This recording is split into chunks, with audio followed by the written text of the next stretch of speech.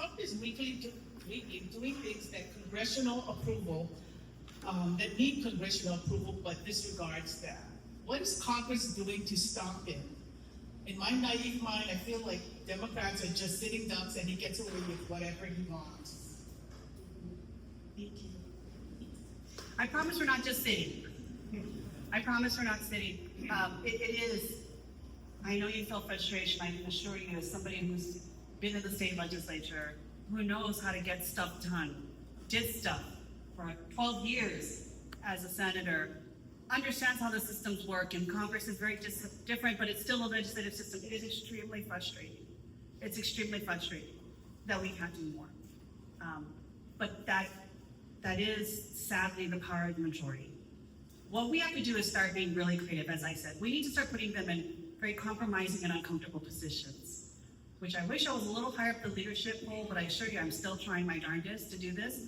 We have to start forcing them to vote.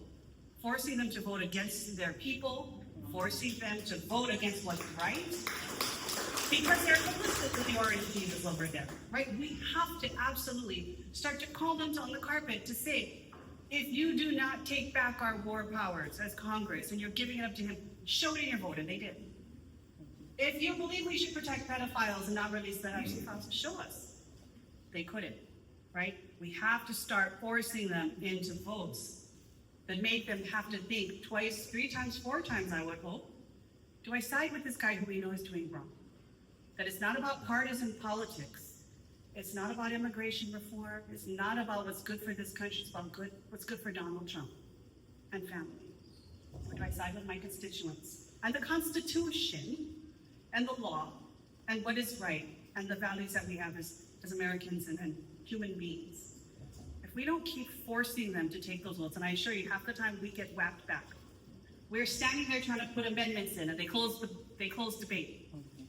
We're trying to get it on the floor. They cancel session. I've never seen this.